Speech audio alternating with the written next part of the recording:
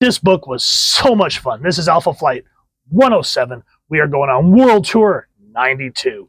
This is from April of 1992, and this guest stars X Factor.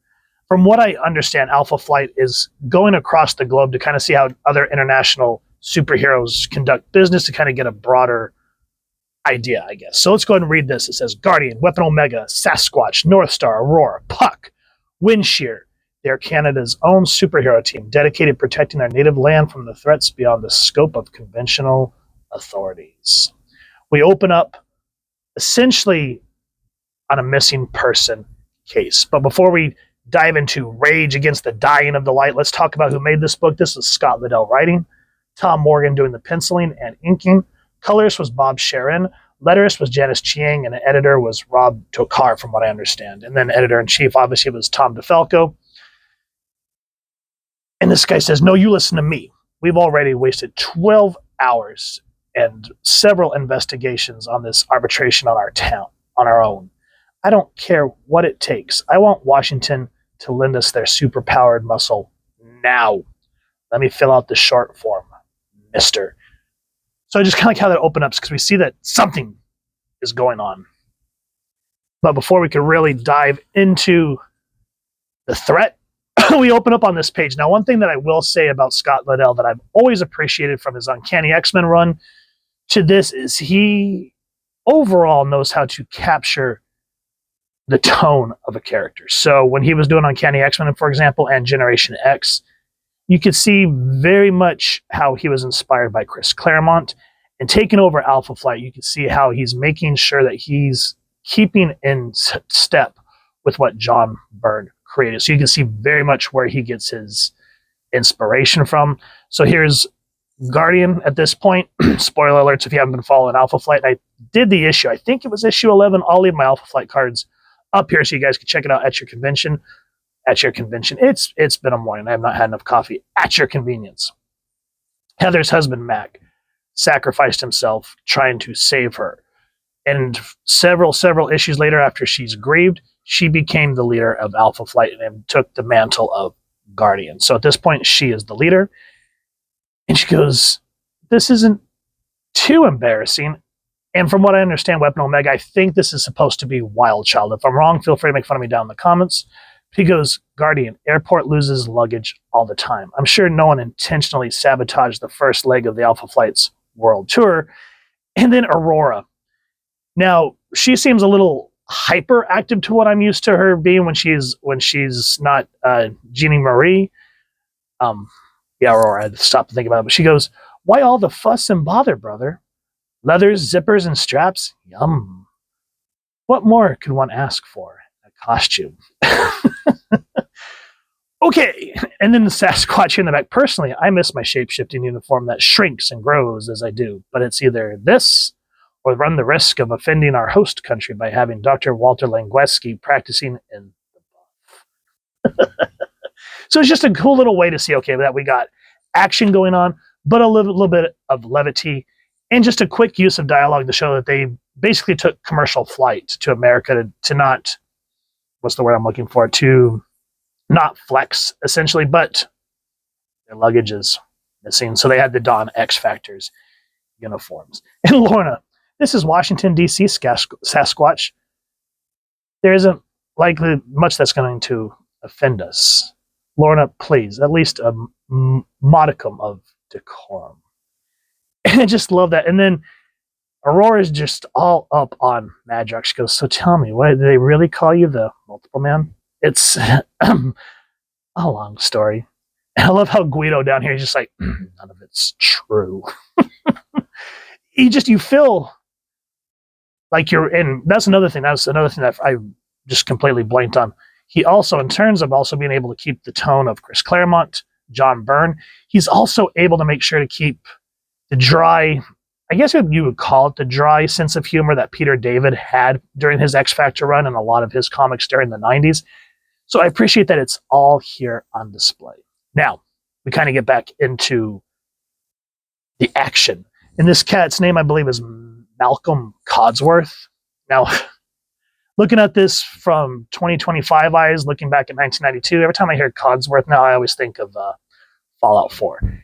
Anyway, he is terrified as these zombies are dragging him. He goes, please, whatever you are, this is madness. What? Seeing the bride before the wedding? Granted, it's a bit untraditional, but I've found in recent weeks, these things never come off. I just love it because you just kind of get that eerie, very horror, what's that word that I always use? Noir feeling going on. So you're thinking, what's happening to this dude? And who's touching his face with those zombie hands? And what's interesting, I just love why that's happening. The book gives you a moment to breathe and see how everybody works together. So Polaris and Heather are flying outside of the ship, and she goes, so unlike X Factor, Alpha Flight isn't a government agency. We were originally until budget cuts forced us to go solo. While currently accepting financial and technical support from Department H, Alpha Flight works in conjunction with and not for the Canadian government. One last question before we touch down. How come you wore your electromagnetic suit but not your uniform en route from Canada? And she goes, Alpha's CA convinced me it would be rude to show up in costume since no one else was wearing one. As to the suit, can you keep a secret?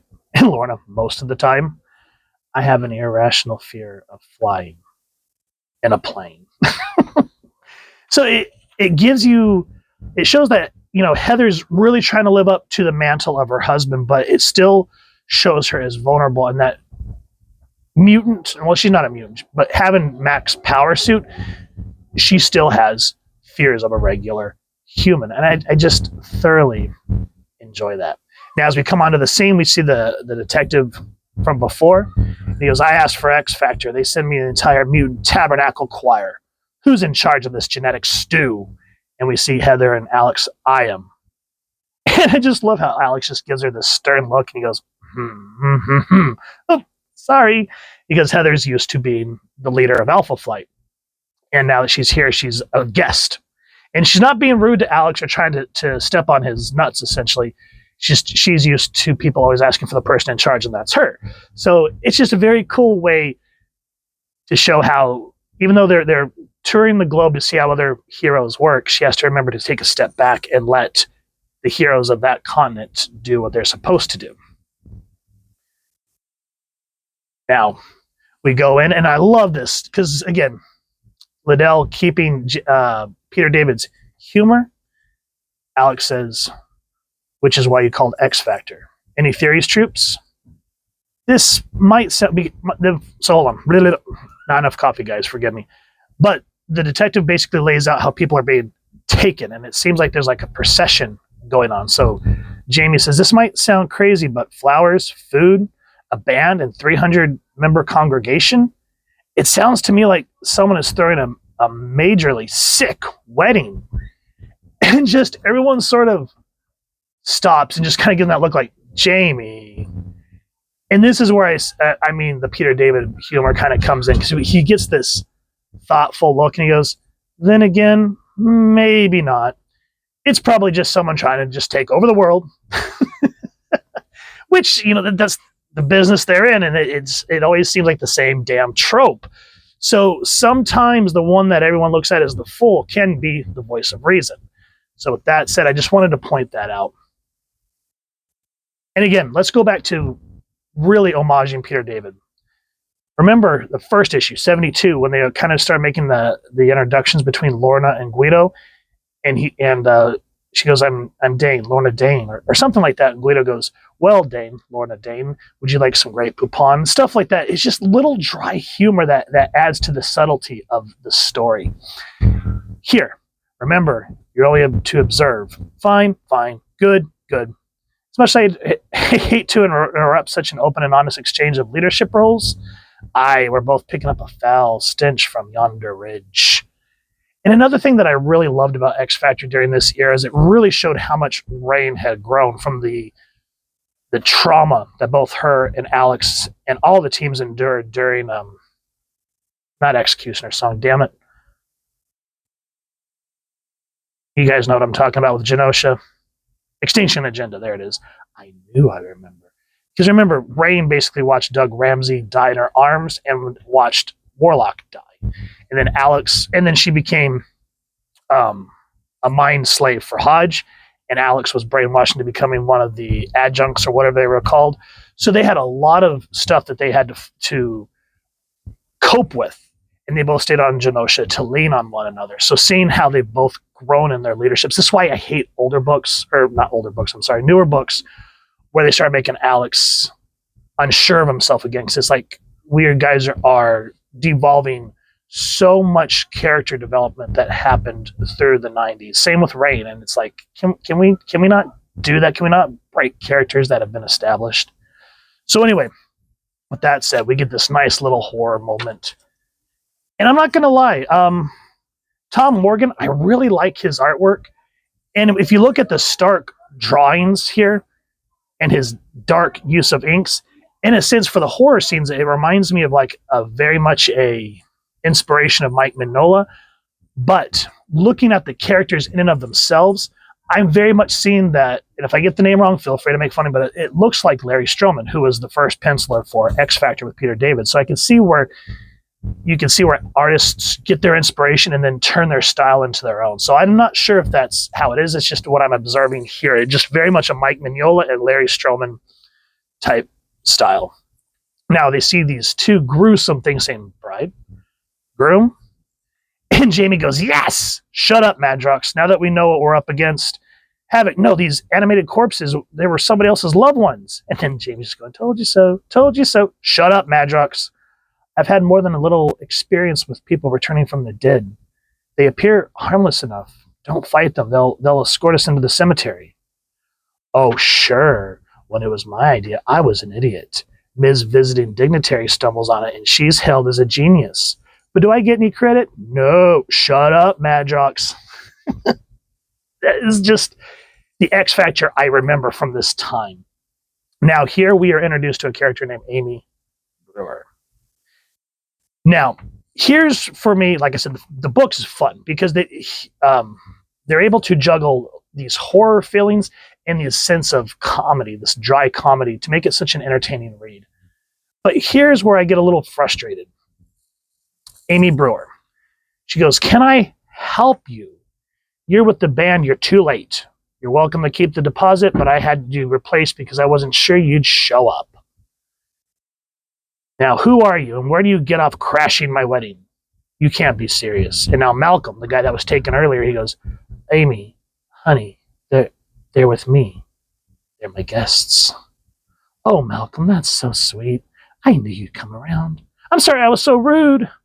I'm sorry. And she goes, and she's asking for her name. She goes, Heather. I'm sorry, Heather. It's just been that I've been under such a tremendous strain lately. Really? No offense, lady, but how difficult is it being dead? Now, spoiler alerts if you guys have not read this book. So if you don't want to be spoiled, pause this video, go grab the book, read it, and come back. And you're back. Now, just a moment ago, I said this is the part of the book where I had a semi-problem with it. So I'm going to read what happened to Amy and what makes this whole use of the X gene. Like, I've never seen it used quite like this since, and it would be very cool. The only thing I could think of maybe relatively close to this was Necrotia. But anyway, she goes, you don't know that half of it. It started last December on the eve of my wedding to Malcolm. Afterwards, they served roast duck to the bride and the groom-to-be. Malcolm was too nervous to eat. I spent the rest of the night retching, food poisoning. 2 hours later, I was pronounced dead. Even though my body had stopped, it was like my brain was still working. All during the autopsy, my thoughts screamed at them to stop. I was still screaming 3 days later when they buried me. Every day I was on the ground, my scarred body decaying, I got angrier. You'd be mad too if you could feel your body rotting away a little bit every day. My fiance, my friends, everyone had abandoned me. I was alone, and I hated it. Then the strangest thing happened. It was as if all the anger at my mind forced my body to move. And I was free, but I was still alone. Sure, I was above the ground, but I was still lonely. Instead of a honeymoon in Aurora, I was in a graveyard in Poughkeepsie, I think is how you pronounce it. Then I got to thinking, if my mind could control my dead body, maybe it could control other dead bodies. I know it sounds disgusting, but when you're dead and lonely and angry, you'll try anything. So what I said irked my Gurk, I'm going to kind of put a pin in that. But what happened, and this was talking about the interesting use of the X gene. Her X gene, she's a full-grown woman, and as we all know, the X gene is supposed to kick in when you hit puberty. But Amy here, her X gene didn't kick in until she died, and it reanimated her. That is a cool little twist. And her ability is to raise the dead. So in a sense, she's kind of like William Hanna from Blackest Nights. And she goes, no, and that's the reason that I rescheduled the wedding. It took a few weeks to prepare because I wanted everything to be perfect. It's time. And so they're asking Sasquatch, she's like, is it possible, can a mutant's power kick in after death? Theoretically, most genetic alterations occur as a result of psychological change like puberty, but death is certainly the ultimate psychological change. Poor woman, to be conscious during her own autopsy. Is it any wonder her mind is snapped? If everyone will please be seated, we can begin. Now, Malcolm is terrified, and every time that anyone provokes Amy, her powers kick in, and she has everyone fighting. And there's this great scene here with Aurora and Jamie, and she finally gets to see why he's called the Multiple Man. And it's a neat little way that they use to escape the zombies. I don't want to give too much into it. But basically what they tell Malcolm is, there are no buts in the marriage vows. Love is not something that is interred with the body. Love, the kind which exists between a man and a wife, is eternal. You're saying I should go through with this? I'm saying you should do whatever your heart tells you to do. So essentially, I'm not going to give away the rest of the book, but Malcolm gives Amy her happy ending, and it kind of gives an all's well that ends well. So in terms of storytelling, it's very tragic. It's very, I guess you could say it's a bittersweet symphony. But it gives closure and a semi-happy ending, which is cool. Now, with that said, while I was initially reading this, it would have made you hate Malcolm, but it'd been interesting to see that Amy was, when it was food poisoning and Malcolm was too nervous to eat, it would have been a cool little like murder mystery twist. So that would have been interesting, but nonetheless, to make Malcolm the essential hero of the book and to save his fiancée, that was sweet. But what happens to her makes it bittersweet, as I just said. So, as I said, that kind of irked me too. But again, in terms of good storytelling, I'm content. And I've said before, and I'll say it again, when Scott Liddell was tossed into Marvel during this time period, he, after everything that Claremont did, after everything Fabian Nicieza and Rob Liefeld, he carried Gen X, he carried Uncanny X-Men, he carried the Age of Apocalypse, he carried Alpha Flight for a time. So even though a lot of his stories were interfered with the higher ups at Marvel, because you could see things that he wanted to do, but they kept getting shelved for other things like Onslaught. So I give Scott Liddell props for carrying the X-Men through a good majority of the 90s. And I'm thankful for what he did with Alpha Flight here, because again, as I just said, he was able to capture tones of John Byrne, Chris Claremont, Peter David. Artwork spectacular, because it feels like how the characters are supposed to look during this time. So with that said, if you guys have enjoyed what you've seen, please first and foremost support your local comic shop or wherever it is like to get your action figures and comics, and grab this book. I'm hoping to get 108 and see the rest of the world tour. If you've enjoyed this review, really would appreciate if you take a moment to like, share, and subscribe. Helps the channel more than you could possibly know. And if you mind hitting that fancy little alpha bell next, subscribe. That was when we keep upload content. You guys get notified. Come to the channel. I love talking with you and hearing your thoughts and feedback down in the comments or the socials, which I'll make sure to leave the links down in the description. So with all that said, hope you all continue to have an absolutely amazing day reading, and happy hunting, everyone.